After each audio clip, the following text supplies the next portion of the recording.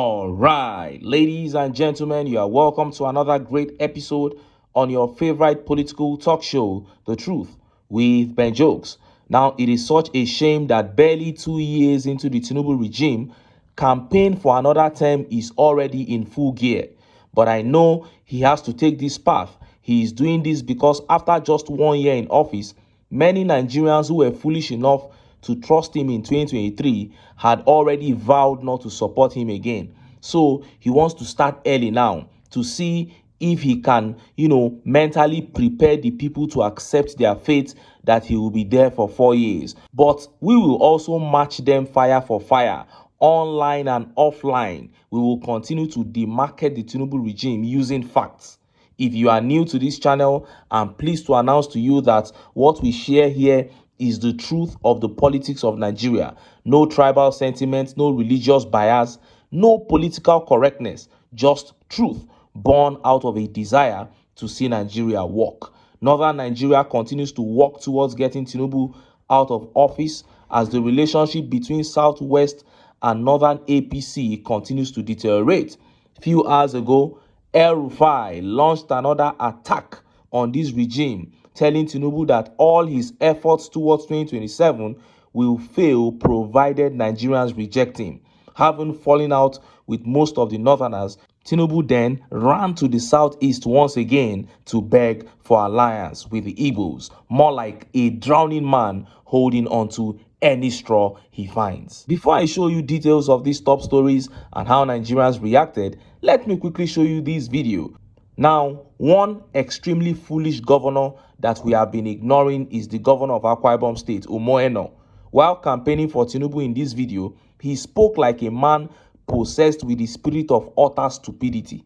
He said TINUBU's policies have ensured that states now receive so much money from the federal government that they are no longer borrowing. So states are not borrowing, but TINUBU has borrowed 55.2 trillion in 23 months. What difference does that make? See the video. Akwa Ibom State Governor Omoeno commended President Bola Tinubu for the bold decisions taken, which have provided more money to the state, and appealed to the Commission to help the states get more revenue. Let me at this point express our profound appreciation to President Bola Ahmed Tinubu, GCFR, for some of the bold steps he has taken to rejig our economy. Even though we may have experienced certain levels of hardship associated with some of the policies that he has brought to bear, and based on the effect of the courageous decisions he's taking, let me say this as a governor, that some of these decisions has helped subnationals to receive more funding from the Federation account. And this has helped us as governors of subnational to undertake many projects that have positively affected the lives of our people and ensure long-term or sustainable growth.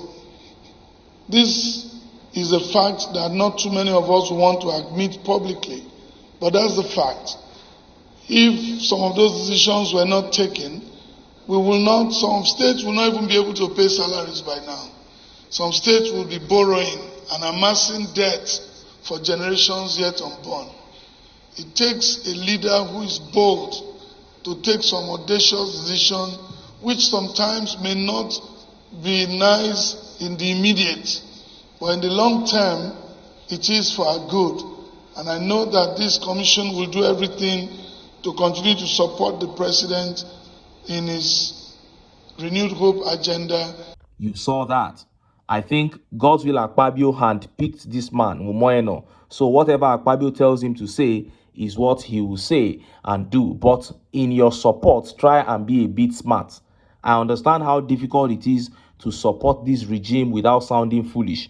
But instead of trying to list TINUBU's achievements as your reason for supporting him, I think it's better you just use the Tompolo template. Say you are supporting him because he's a good man, and you want him to do 8 years because Buhari also did 8 years. At least that one will sound foolishly funny. That way, everyone will just laugh about it and move on. But to try to make empirical sense of your support for Tinubu is to completely expose yourself as an irredeemable lunatic, as this governor has just done in that video. Nigerians should vote Tinubu because he has given governors more allocation to embezzle. That's what you are saying. God go punish all of una, madmen. Now, let us look at the top stories. First is that submission from El-Rufai against Tinubu's capture of state governors. He said, if you like, capture all the governors. If the people reject you, there is nothing you can do. And next is that update from the Southeast. Tinubu engaging Igbo leaders to beg for Southeast votes. Let's start by taking that update from El-Rufai. Look at how the papers reported it. El-Rufai to Tinubu, you can gather all governors, but if Nigerians reject you, it is over. Speaking during a media chat with journalists in Kano State on Monday, El-Rufai, who recently defected from the ruling All Progressive Congress to the Social Democratic Party, said Tinubu can mobilize all the state governors, but if Nigerians reject him, it is over. He noted that his coalition strength lies in mobilizing voters directly rather than cutting political office holders. We are trying to offer Nigerians a real alternative, something different from what they have seen before, El-Rufai said. A governor has only one vote. Nigerians have many votes than one governor or even the 36 governors combined, he added, underscoring the coalition's grassroots-focused strategy. Following a recent meeting of PDP Governors Forum in Ibadan, attended by Acting National Chairman Ambassador Umar Damagun and several PDP governors, the forum publicly rejected any coalition or merger plans ahead of 2027. But El-Rufai insisted that their movement was never dependent on governors in the first place.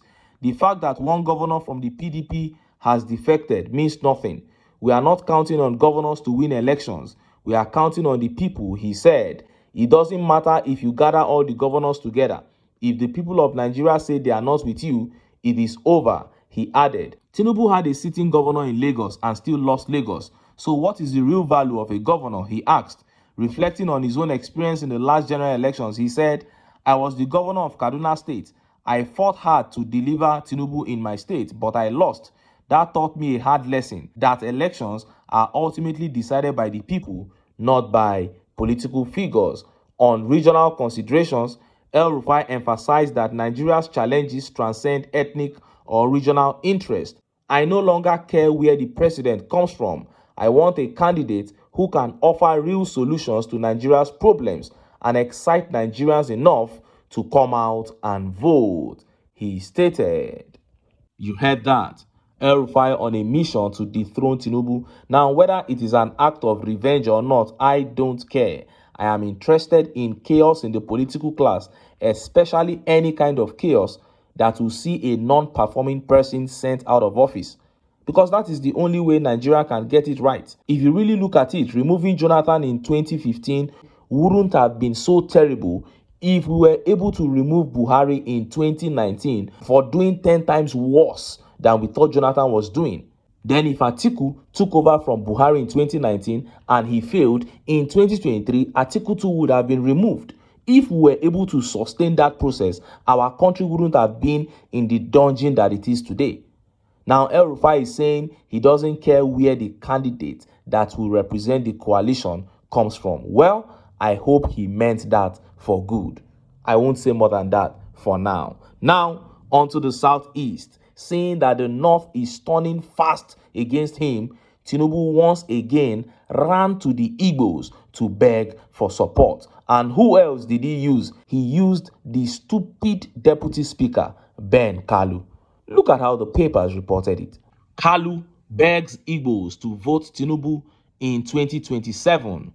Deputy Speaker of the House of Representatives Benjamin Kalu has urged people of the Southeast geopolitical zone to support Bola Tinubu's re-election by voting massively for him in 2027.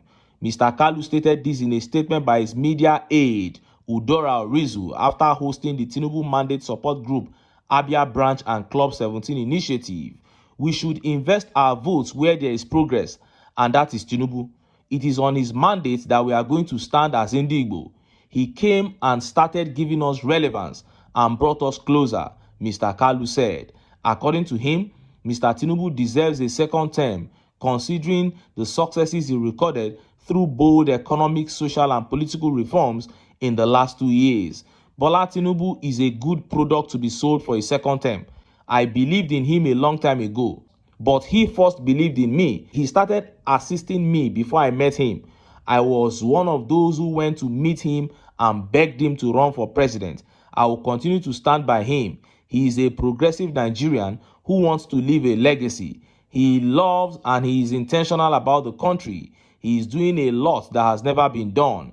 Our business is to tell the people the good work of Tinubu's administration. Igbo people should come together. Let us give Tinubu all the support he needs, Mr. Kalu said. Earlier, the Tinubu Mandate Support Group chairman Armstrong Okoronkwo commended the deputy speaker for what he is doing as a representative in the National Assembly. Mr. Okoronkwo said the support group was working assiduously to ensure Tinubu's re-election in 2027. We are going to tell them what he is doing for Southeast and Abia in particular. The wisdom of supporting you for the office of Deputy Speaker has brightened our chances politically. We need your support to kickstart the campaign for Tinubu because he's doing much and no one is talking to the people. If we can spread out and begin to talk to the people, we will make good success. We are coming out as Igbo people to make sure we give him the needed support and ensure his re-election, Mr. Okoronkwo said. Now, these are grown men. Oh. These are elderly men saying these things. Ben Kalu is saying that because he was made deputy speaker, they have started giving Igbo people relevance. So because he was made deputy speaker, Tinubu should be re-elected. And those other idiots that were there with him said that they want to go around to start telling people what Tinubu is doing for the Igbos, what he's doing for Abia State. So you mean that the Igbos are stupid? That if Tinubu is doing something for them, you have to go around and tell them. When I go to the market now to buy a bag of rice, do you need to tell me before I know the price? The hardship that Nigerians are facing in this country, you are saying they will look away from all those ones and listen to what you want to tell them that he's doing. What is he doing that the people cannot see? That it is only the eyes of those in APC that are seeing it. What is the good work you are doing as a leader that you are now sending people to go and tell people? If petrol was selling for 300 naira, 200 naira per liter, would you need to tell anybody? If you cut the salaries of legislature and all of them, you cut it down to the barest minimum, do you need to tell anybody? If people see the right thing being done in the area of agriculture, do you have to tell them? If power supply improves drastically in Nigeria and everybody is saying, wow, we now have good light, what do you still need to go around and tell the people for? These men are just hungry men who received pittance from Tinubu, and I think they are just deceiving him because they know that no matter the amount of campaign they do in the Southeast, in fact, if he got 5% the last time, because Ojus Okalu was saying he got 5%, if he got 5% in Abia State, it will be lower this time. And look at how Nigerians reacted. Let's take some of the tweet reactions. A little kindness here says, why are these guys really this desperate? If someone is doing well, nobody will be this desperate for 2027 because the people will naturally choose him again. I hope Nigerians really learn this time. That is it. And Ayodele here says, you people are shameless. How can you people be campaigning 2 years into a 4-year tenure? Now so Nigeria don't spoil rich, my brother. Now so Ibio. And Michael here says, stop begging us. We don't vote for incompetent fools. And God's will here says, Igbos will not vote for Tinubu because he's a criminal drug lord and a certificate forger. It is that simple. Chai. And this tweet here says, when a leader has something clearly visible for all to see, they are never desperate. Desperation sets in once you know you have failed. Alex Oti will also be on the ballot in 2027. Do you see him desperate? Reason, he is delivering. Tinubu, you are a proud failure. Chai. And that is the truth. Alex Oti has not said anything about re-election. He has not spoken to anybody. He's just facing his work, doing a fantastic job in Abia State. And it is the people that are screaming that they cannot wait for 2027. That is how you know a leader that is performing. You don't need to go about trying to bribe people I saw one poster, they say door to door for Tinubu. So you want to go and knock people's door and tell them what? And tell them that the price of the bags of rice that they are buying is fake, and tell them that the light bills that are being brought to them monthly that have now, multiplied 5 times over is fake, to tell them that there are children that can no longer go to school because of hike in school fees nationwide is fake. What do you want to go and knock people's doors to tell them? I think this is the most foolish thing to embark on in this country, and I will not pity anybody if you get moped or they pour you something wey no good for body, say you wan go campaign for Tinubu. But this is the APC. I don't expect anything less. They have come to steal, to kill, and to destroy. And that is why we keep telling Nigerians that for us to take our country back, we must keep our sentiments aside. This country is still redeemable. But this is the last chance we have. If we can come together, cast aside these sentiments, and unite, we can easily take this country back. And after about 1 year, I am telling you that the whole world will begin to sing praises of this country. They will say, wow, Nigerians have finally found the right path. But until then, make I still enter town, make I go get some ogbonge political news wey una go like. Why? Because of una I dey here. So don't go away. Don't go away.